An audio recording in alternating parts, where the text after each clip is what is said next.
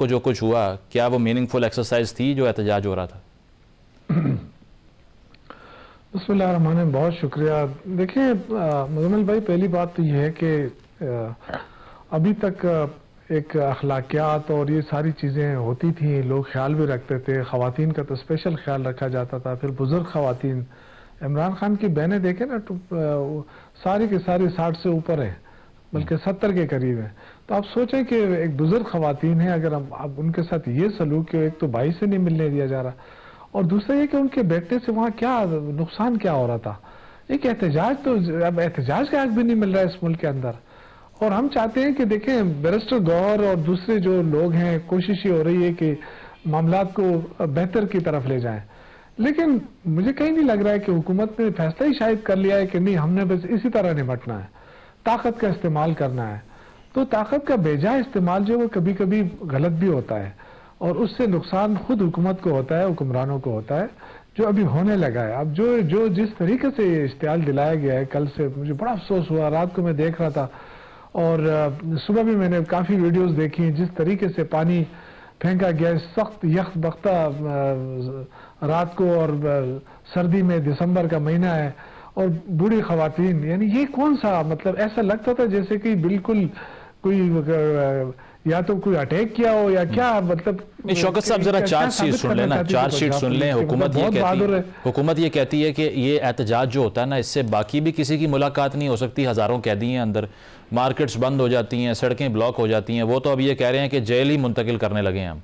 तो let's suppose अगर much jail चले जाएं बलोचिस्तान या किसी दूर दराज इलाके में, फिर क्या करेंगे? आई थिंक इससे जो है ना, मेरा ख्याल ये है कि जो सब्र तहम्मुल का मुजाहरा किया जा रहा है पीटीआई के वर्कर्स की तरफ से और लीडरशिप की तरफ से, ये अंदाज़ा नहीं कर सकते हैं कि कितना प्रेशर है लीडरशिप के ऊपर, और वो बार बार अपने वर्कर्स को समझाने की कोशिश कर रहे हैं। हम भी लगे हुए हैं, लेकिन मेरा ख्याल ये है कि हुकूमत नहीं चाहती कि कंसेंसस हो या मामलात को जो है ना बेहतरी की तरफ ले जाया जाए।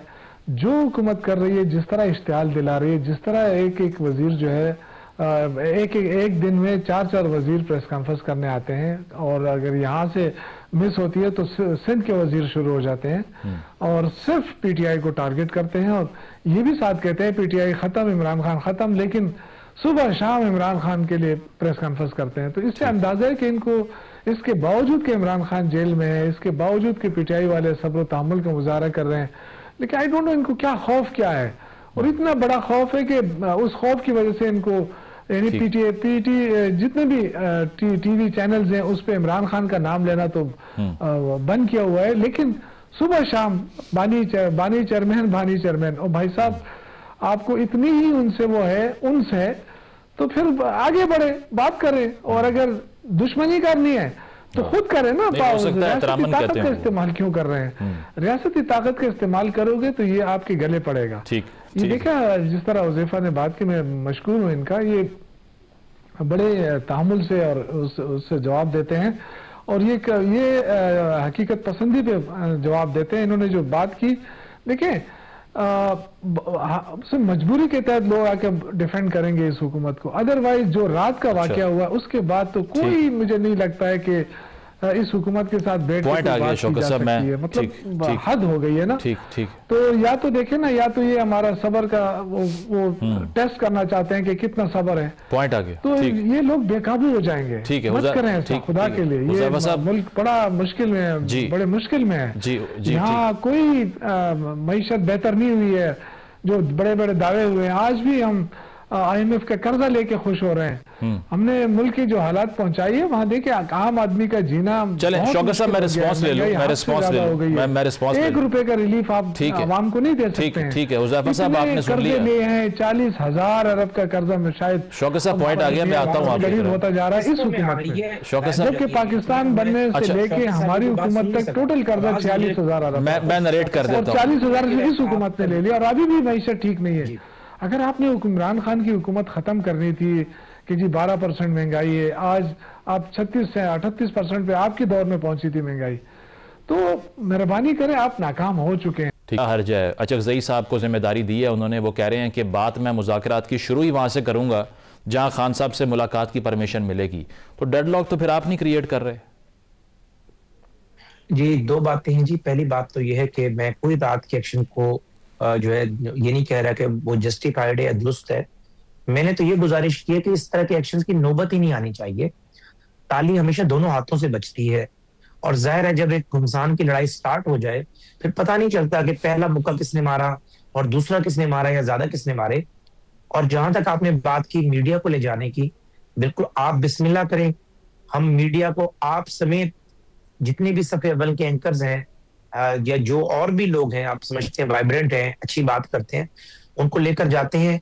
अगर हमारा एक लफ्ज सच साबित ना हो तो जो सजा आप हमें देंगे हमें मंजूर होगी।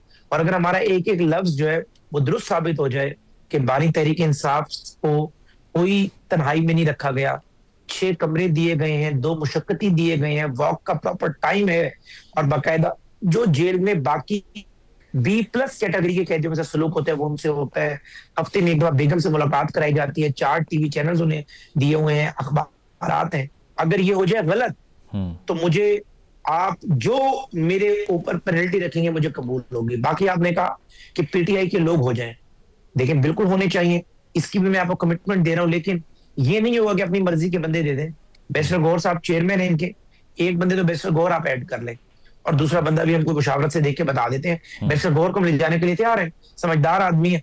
एक बैरिस्टर गौहर हो जाए और एक शौकत यूसुफजई हो जाए। अच्छा। आप करवाएं, इस पर टक लगाएं, इन दोनों को इनकी पार्टी अगर अलाउ करे तो हमारी कमेटी में ये 2 बंदे हो जाए, हम कबूल है हमें 2 बंदे। नहीं, वो बाहर आके जब ट्वीट होगा ना फिर आपने इन्हीं के खिलाफ कार्रवाई कर देनी है।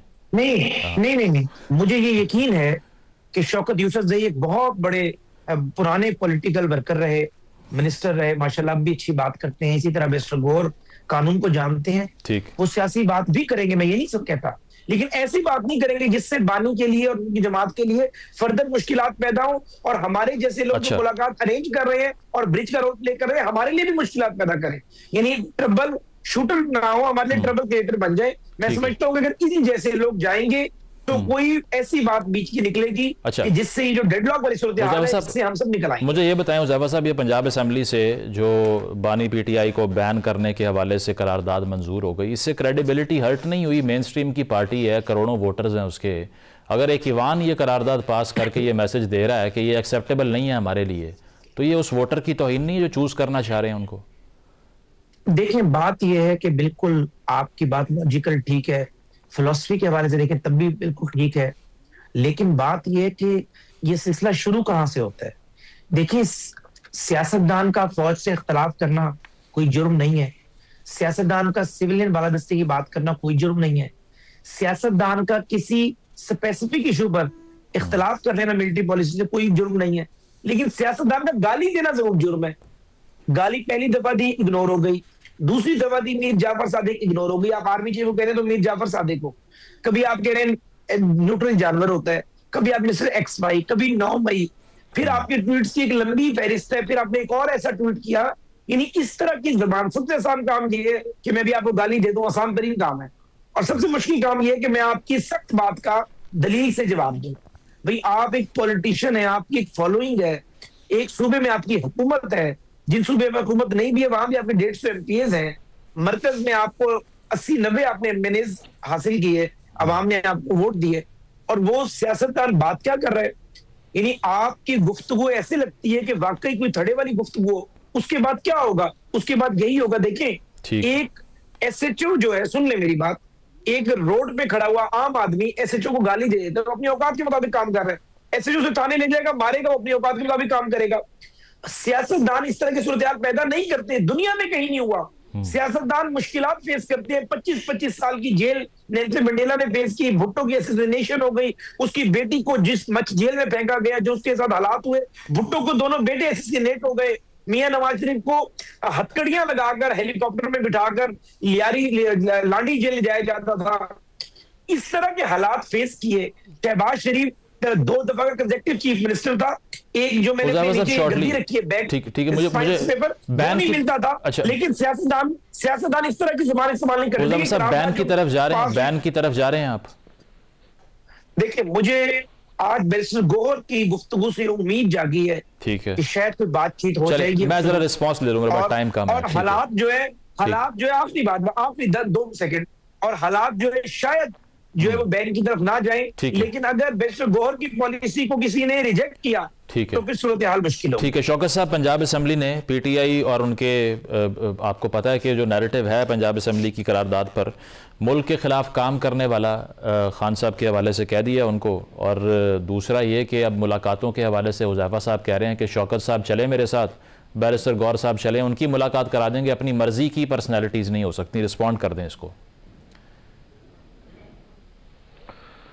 देखिए बातें तो इन्होंने बातें बड़ी अच्छी करते हैं, और लेकिन मसला ये है कि जो मुल्क के माहौल की ज़रूरत है वो माहौल नज़र नहीं आ रहा है। यानी देखें ना, सुबह शाम अगर तिलाल चौधरी और अता तारड़ साहब और इस तरह के लोग जो है, उधर से शर्जील मेमन जो है वो, और सारा दिन इंतशारी और पता नहीं क्या क्या कहेंगे, ये ऐसा लग रहा है कि जैसे कभी इनके इख्तिलाफात हुए ही नहीं है पहले। कि हम अगर नवाज शरीफ साहब की स्पीचेस में रात को देख रहा था, अगर वो उठा के आप चला लें तो क्या उससे ये लगता है कि ये मुहिब वतन नहीं है इसलिए ये बातें कर रहे हैं ऐसे।